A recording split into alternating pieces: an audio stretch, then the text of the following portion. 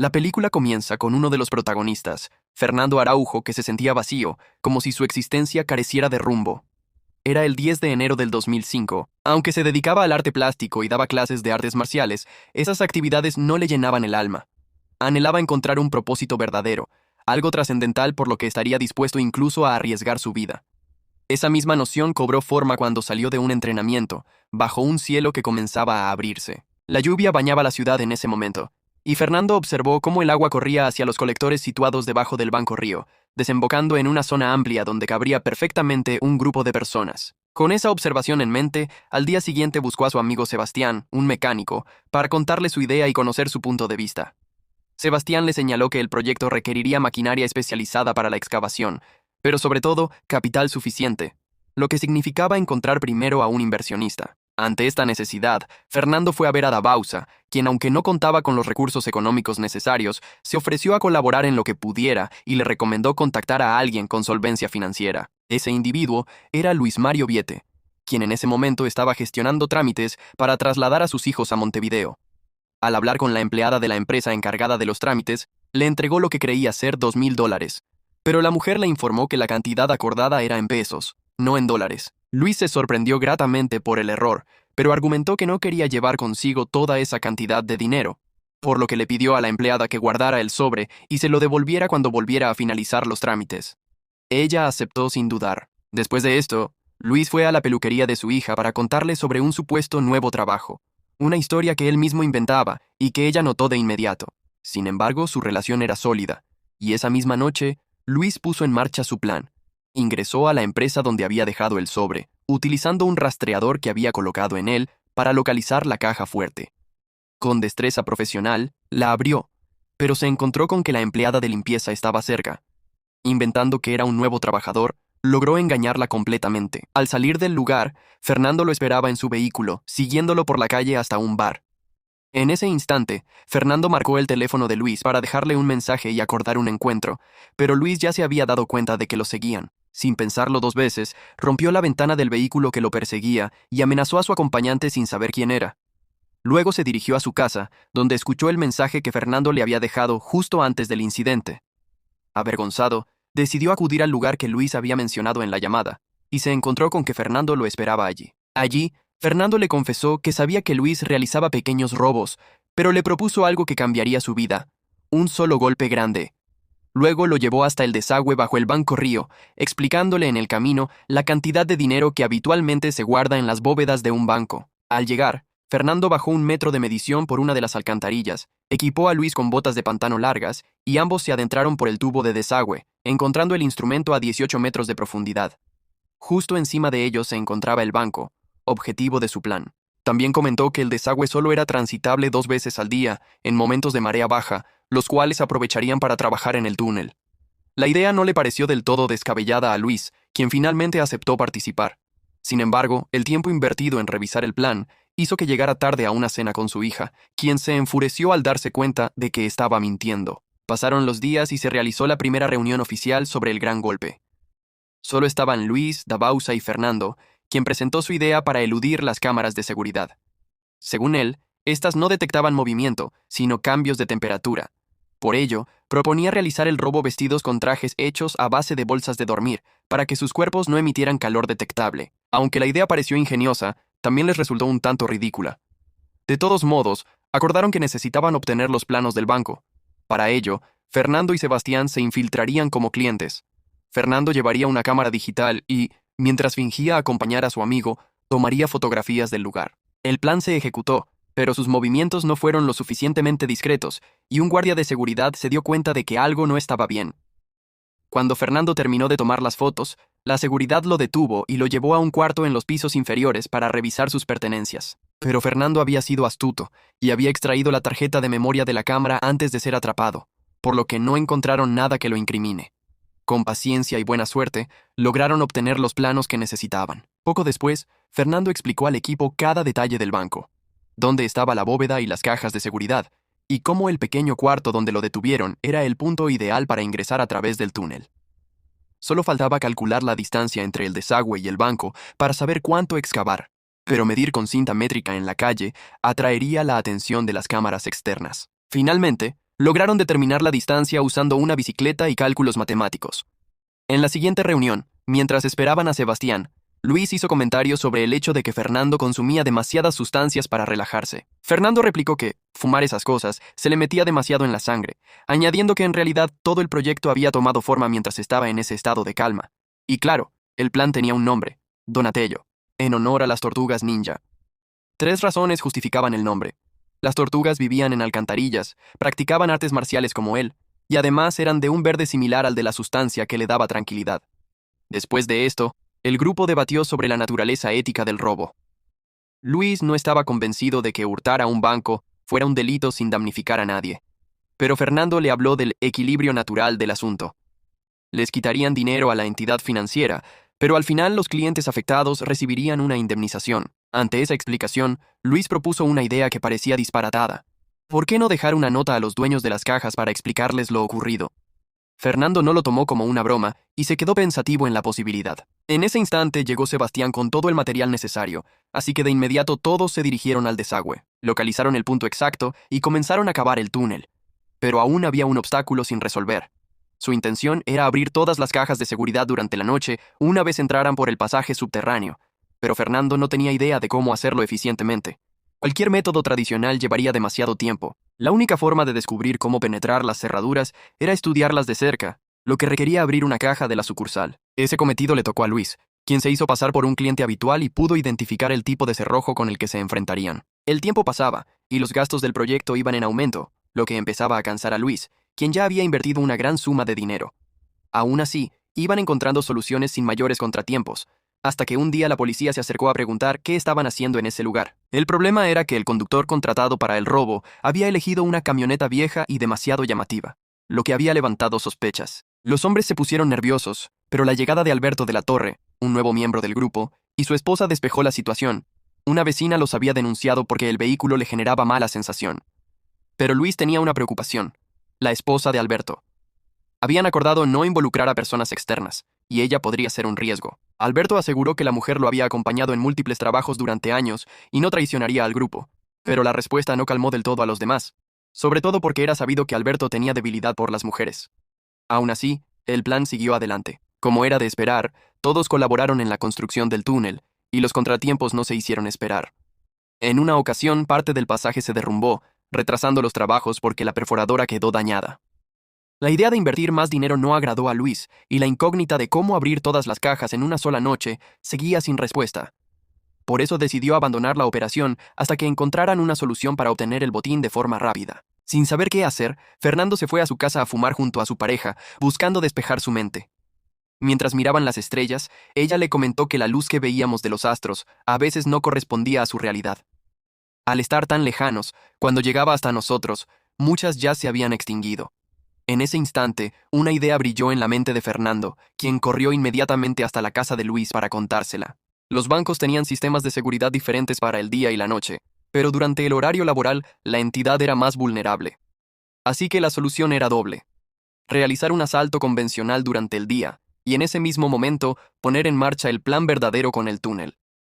La policía creería que se trataba de un robo común y nunca sospecharía lo que ocurría bajo sus pies. El pasaje que habían excavado como entrada se convertiría en su vía de escape. Con esto claro, todos se prepararon para el gran golpe, hasta que llegó el día esperado. Con disfraces variados, los hombres ingresaron al banco armados y anunciaron su intención, ordenando a todos que se mantuvieran quietos. Continuando con los hechos, las salidas del banco fueron selladas con candados, y el único guardia que estaba en un cuarto interno avisó a la policía. Luis fue quien lo liberó primero, pero antes se quedó con su celular, indicándole que la fuerza pública debería comunicarse solo a ese número. Mientras el plan avanzaba, las cámaras de seguridad fueron destruidas y el túnel finalmente conectó con el interior del banco. A través de él ingresaron los implementos necesarios para abrir las cajas. Francisco y Sebastián habían creado lo que llamaron Canyon Power, una prensa hidráulica capaz de destruir una cerradura en tan solo unos pocos segundos. Una herramienta 100% real, ideada por los propios criminales. Mientras Fernando y Francisco empezaban a vaciar las cajas, en los pisos superiores el teatro del asalto seguía su curso. El vigilante que habían puesto en libertad contó puntualmente todo lo que había podido observar y facilitó un número de contacto para que se comunicaran con los asaltantes. Mientras tanto, en el interior del establecimiento bancario, Luis advirtió que las fuerzas del orden intentaban acceder por la cubierta del edificio. Justo en ese instante sonó su teléfono. Era Miguel Sileo, el negociador designado por la policía. Lo que este último ignoraba es que Luis había estudiado a fondo el manual de negociación oficial utilizado por las autoridades. Además, había cursado talleres de interpretación teatral, por lo que estaba completamente preparado para desempeñar su papel de líder del grupo. Ante Miguel, advirtió que si detectaba el menor movimiento de algún agente, iniciaría la ejecución de los rehenes. Gracias a esta advertencia, logró que retiraran a los oficiales del techo, aunque a poca distancia, en un edificio cercano, se ocultaban francotiradores. Entre las exigencias de Luis se encontraba la presencia inmediata del fiscal para discutir los términos del proceso, mientras que Miguel insistía en que liberara a más rehenes como muestra de buena fe. Sin embargo, nuestro protagonista no estaba dispuesto a ceder en ese punto por el momento. El tiempo transcurría y la tensión era notable en el ambiente. Fuera, las autoridades trazaban múltiples estrategias para rescatar a los cautivos. Dentro, continuaban vaciando las cajas fuertes sin detenerse. En medio de esto, uno de los rehenes, un joven muy nervioso, consiguió que Luis lo dejara ir, ya que no dejaba de solicitar permiso para ir al baño. Pero cuando la policía intentó obtener información de él, el muchacho se encontraba en estado de shock y no pudo aportar nada útil. Minutos después, Miguel volvió a llamar para explicarle todos los cargos que podrían imputarlos. Sin embargo, argumentó que dado que aún no habían realizado ningún daño grave, podrían salir del lugar sin mayores problemas. Luis escuchó atentamente, pero no le creyó ni una palabra. Solo respondió que sus compañeros no eran tan flexibles como él y que si la negociación se alargaba, sucederían cosas indeseables. Mientras tanto, Fernando seguía acumulando dinero, joyas, lingotes de oro y todo lo que encontraba en las cajas. De repente, uno de los teléfonos de los rehenes comenzó a sonar insistentemente. Una anciana muy asustada se disculpó avergonzada. Ese día cumplía años. Al enterarse, Luis sintió una fuerte emoción en la garganta. Era su cumpleaños, y por culpa suya, la mujer estaba pasando un día terrible. Inmediatamente preguntó entre los presentes si alguien tenía algún dulce o algo similar. Al final, uno de ellos sacó un pequeño pastelillo, y todos juntos le cantaron el feliz cumpleaños, lo que hizo que la anciana se sintiera mucho mejor. Tras este momento, Luis mismo la acompañó hasta la puerta y la liberó. Eran criminales, pero no eran malos. Fuera, la mujer contó a los presentes lo que había pasado adentro. Los ladrones eran personas buenas.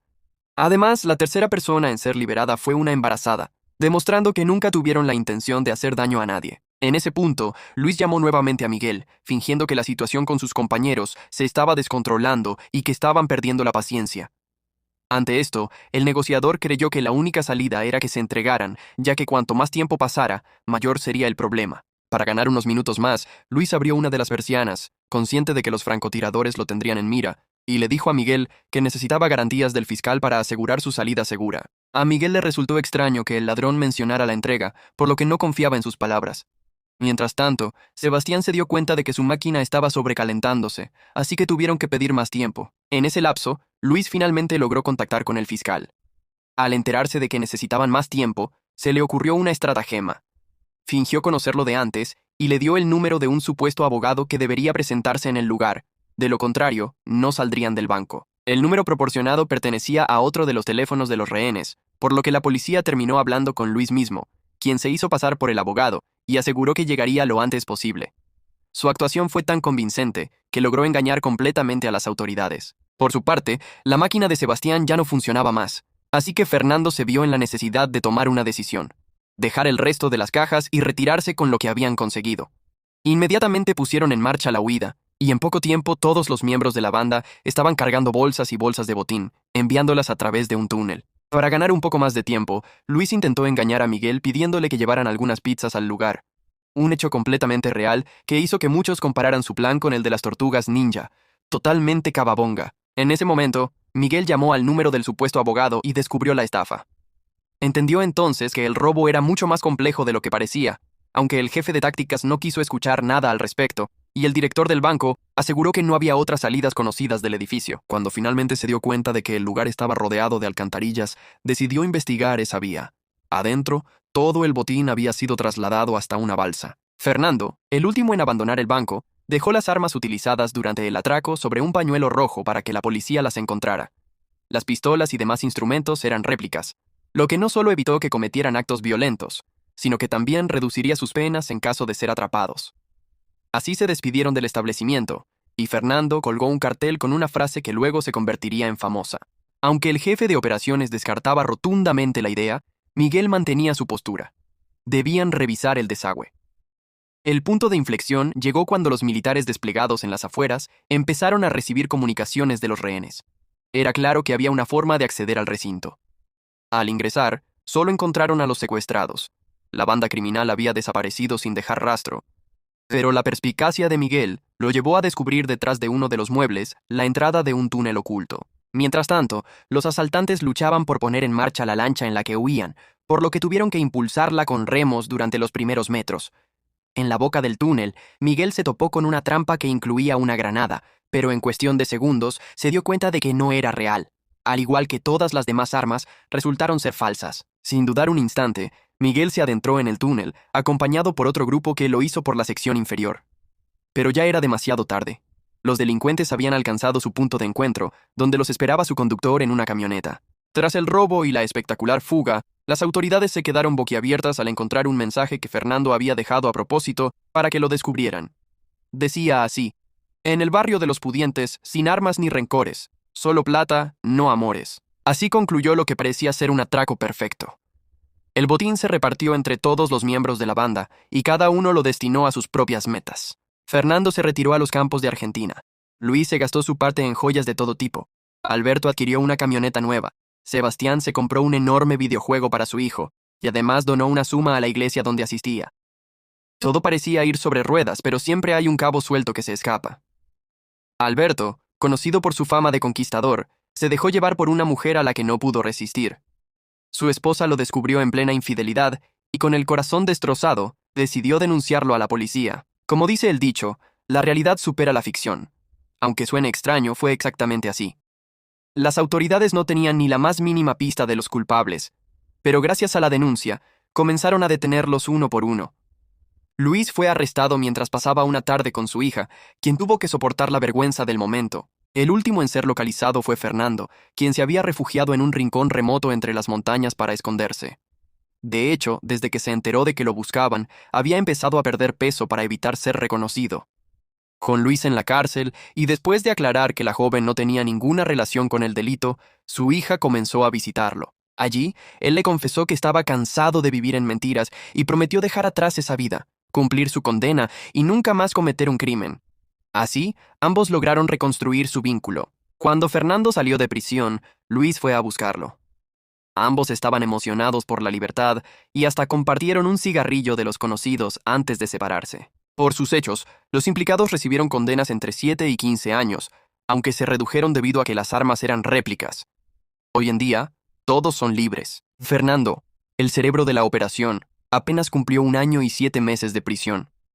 El total del botín sigue sin conocerse con exactitud. Se especula que ronda entre 19 y 25 millones. Las autoridades solo pudieron recuperar 1 millón y algo de dólares, y por supuesto, todos los clientes del banco fueron indemnizados por sus pérdidas.